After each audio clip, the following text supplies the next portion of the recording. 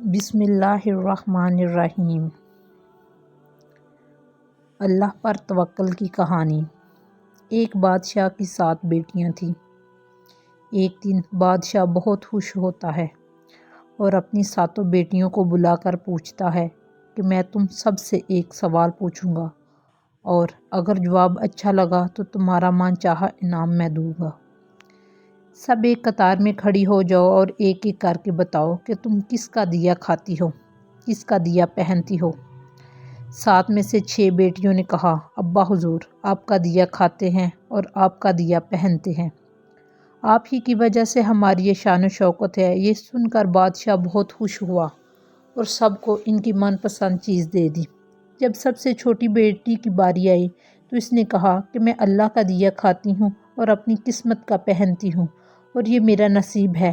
بادشاہ یہ سنتے ہی آگ بگولا ہو گیا اور کہنے لگا، اے کم بخت، تو نے میری ناشکری کی ہے، تجھے اس کی سزا ضرور ملے گی۔ شہزادی نے کہا، جو حکم ابا حضور۔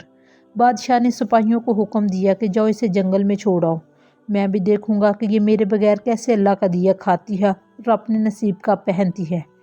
شہزادی سے تمام زیورات واپس لے لیے گئے اور ہنستے حال کپڑوں میں بغیر کسی ساز و سامان کے بادشاہ کے حکم کے مطابق جنگل میں تنہا چھوڑ دیا گیا۔ لیکن شہزادی بہت مطمئن تھی اور توکل علی اللہ تھی کہ جو اس نے رزق اور عیش و عشرت میرے نصیب میں لکھی ہے وہ مجھے ضرور ملے گی۔ سب سپاہی شہزادی کو چھوڑ کر واپس چلے گئے۔ شہزادی جنگل کو دیکھنے لگی، چاروں طرف درخت ہی درخت تھے اور دوپہر سے شام ہونے والی تھی کہ شہزادی نے سوچا کیوں نہ کچھ لکڑیاں جمع کر لوں تاکہ رات کو آگ جلاؤں، پھر کوئی جنگلی جانور پاس نہیں آئے گا اور رات بھی گزر جائے گی۔ شہزادی جنگل میں لکڑیاں ڈھونڈنے چل پڑی۔ اس کی نظر ایک جھونپڑی پر پڑی جہاں باہر ایک بکری بندھی ہوئی تھی اور اندر سے کھانسنے کی آواز آ رہی تھی۔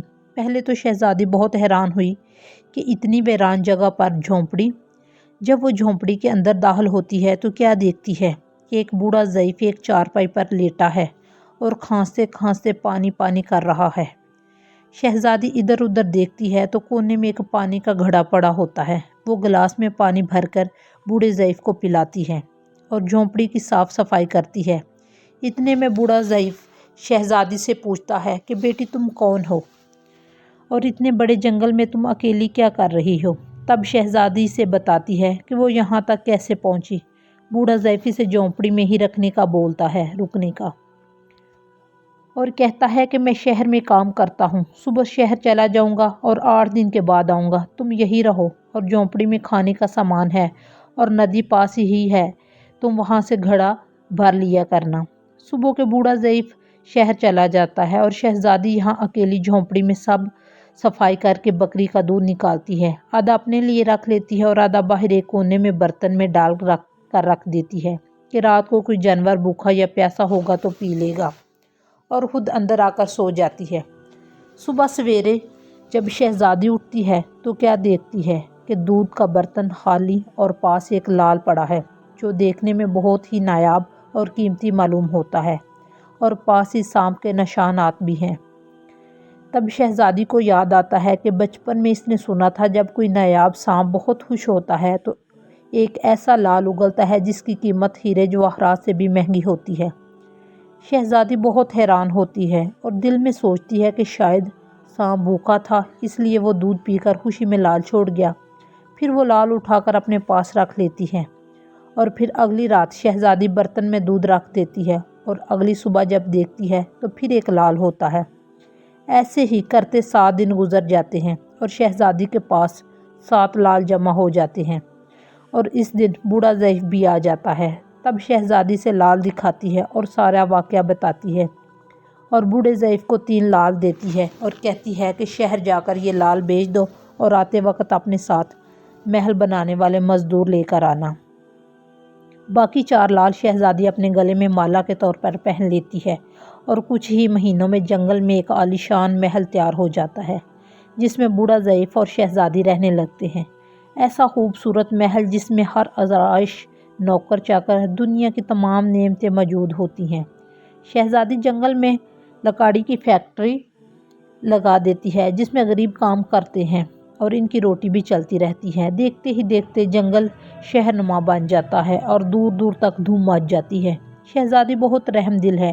یہ سب خبر ایسے ہی بادشاہ تک پہنچتی ہے تو بادشاہ کے دل میں اشتیاق ہے کہ دیکھوں تو صحیح کون سے ملک کی شہزادی ہے جس کی اتنی تعریف ہے۔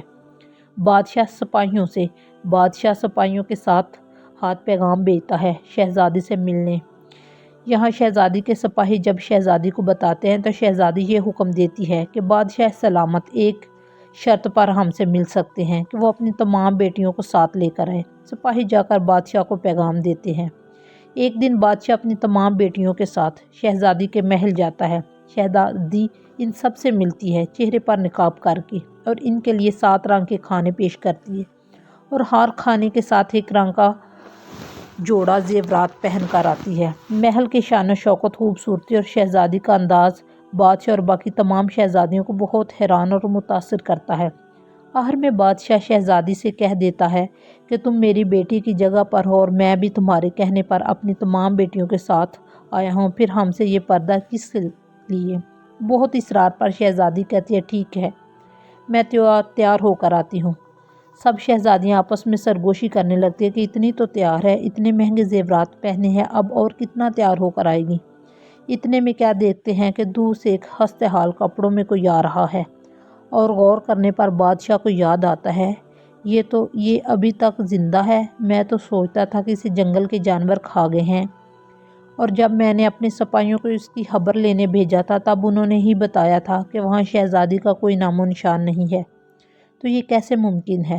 بادشاہ خوشی سے جھوم اٹھتا ہے اور کہتا ہے شہزادی کو بلاؤ، میں تمہیں شہزادی سے آزاد کروا کے لے جاؤں گا، چاہے وہ تمہاری قیمت میں میری ساری بادشاہت مانگ لے۔ یہ سنتے ہی شہزادی بولتی ہے نہیں ابا حضور، میں ہی وہی شہزادی ہوں، اور میں نہ کہتی تھی کہ میں اللہ کا دیا کھاتی ہوں اور اپنے نصیب کا پہنتی ہوں، بس اسی اللہ نے مجھے کہاں سے کہاں پہنچا دیا، آج میں آپ سے بھی زیادہ امیر ہوں۔ پھر شہزادی اپنا تمام حال بیان کرتی ہے، وہ اس مقام تک کیسے آئی، اور دکھاتی ہے اپنے گلے کی مالا جس میں ابھی بھی 4 لال موجود تھے۔ یہ بات سنتے ہی باقی تمام شہزادیاں دل میں رشک کرنے لگتی ہیں اور سوچتی ہیں کہ اے کاش ہم بھی تب یہی کہا ہوتا، اللہ کا دیا کھاتی ہیں اور اپنے نصیب کا پہنتی ہیں۔ ہمیشہ اللہ تعالیٰ کی ذات پر یقین رکھو، وہ جس حال میں بھی رکھے ہمیشہ شکر ادا کرو، وہ ذات تمہیں کبھی اکیلا نہیں چھوڑے گی۔ اگر پوری کہانی پڑھ لی ہے تو ایک دفعہ درود پاک پڑھیں۔ کہانی پسند آئے تو میرے چینل کو سبسکرائب کریں۔